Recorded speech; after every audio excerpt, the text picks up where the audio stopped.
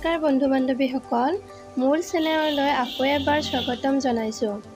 আজি মই লৈ আহিছোঁ ৰঙালাওৰ আগৰ আঞ্জা। সকলোৱে নিশ্চয় বনাব জানে, কিন্তু মই কেনেদৰে বনাওঁ এবাৰ চাওক। তেন্তে ভিডিঅ'টোলৈ আগবাঢ়ো। প্ৰথমতে ইয়াৰ আঁহখিনি ভালদৰে আঁতৰাই লৈছোঁ। আগতে কৈ থলোঁ, ভিডিঅ'টো চাই যদি আপোনালোকে ভাল পায়, প্লিজ এটা লাইক কৰি দিব।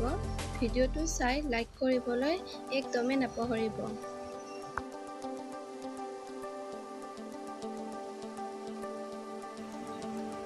এনেদৰে ভালদৰে এইখিনি আঁহখিনি আঁতৰাই লৈ 5 মিনিটৰ বাবে বালিখিনি যাবৰ বাবে তিয়াই থলোঁ। পাত আৰু ঠাৰিখিনি বেলেগ বেলেগ কৰি লৈ এইখিনি এতিয়া ভালদৰে কুটি ল'ম।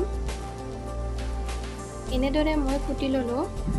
এতিয়া কেৰাহীত তেল গৰম হ'ব দি দুটামান জিৰা ফুটিব দিলোঁ।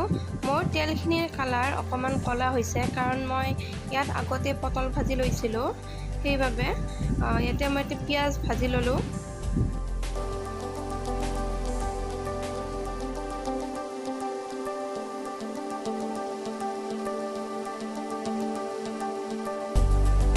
ইয়াত এতিয়া আদা নহৰু এচামুচ দিলোঁ। আদা নহৰুখিনি দি ভালদৰে ভাজি ল'ব। আদা নহৰুখিনিৰ কেঁচা ভাপখিনি নোযোৱালৈকে ভাজি থাকিব। মই 2টা আলু বইল কৰি লৈছিলোঁ।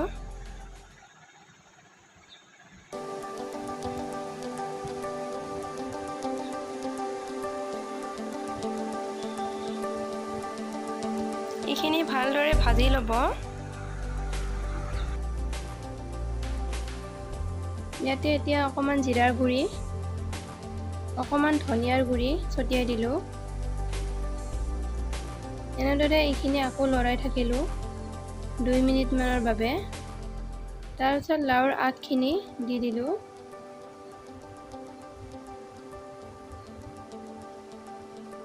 এনেদৰে আকৌ এইখিনি লৰাই থাকিলোঁ।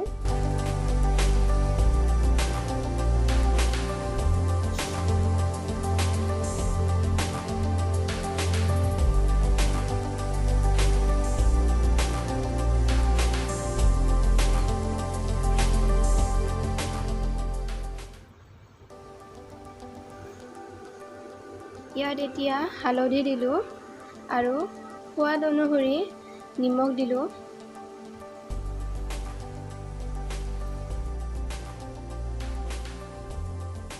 এতিয়া এইখিনি সিজিবৰ বাবে 5-6 মিনিটৰ বাবে ঢাকোন লগাই থৈ দিম। ঢাকোনখন গুচাই দেখিলোঁ ভালদৰে এইখিনি সিজি গৈছে।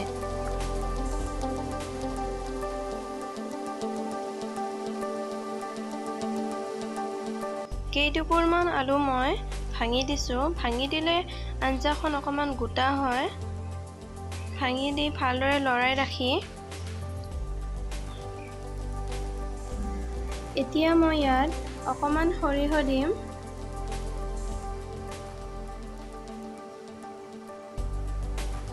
সৰিয়হখিনি দি মই বেছি ভাজি নাথাকোঁ। বেছি কেতিয়াবা ভাজিলে আঞ্জাখন তিতা হৈ যায় সৰিয়হখিনিৰ কাৰণে। মই অকণমান ভাজিয়ে ইয়াত পানী দি দিম। পানী মই ঠাণ্ডা পানী ব্যৱহাৰ কৰিছোঁ। এইখিনি ভালদৰে এতিয়া 5 মিনিটৰ বাবে উতলি থাকিবলৈ দিম। এনেদৰে মই ৰঙালাওৰ আগৰ আঞ্জা খাই ভাল পাওঁ। আপোনালোকে কেনেদৰে বনাই খায় মোক কমেণ্ট ছেকশ্যনত জনাব। এতিয়া হৈ গ'ল মোৰ ৰঙালাওৰ আগৰ আঞ্জা। খাই কেনেকুৱা পালোঁ, মোৰ পৰিয়ালৰ সকলোৱে খাই কেনেকুৱা পালে মই নেক্সট ভিডিঅ'ত জনাম। আপোনালোকে এনেদৰে খাই চাব। ধন্যবাদ মোৰ ভিডিঅ'টো চাই থকাৰ বাবে। আহিবলগীয়া ভিডিঅ'বোৰ পাবৰ বাবে মোৰ চেনেলটো ছাবস্ক্ৰাইব কৰি ল'ব। Bye bye.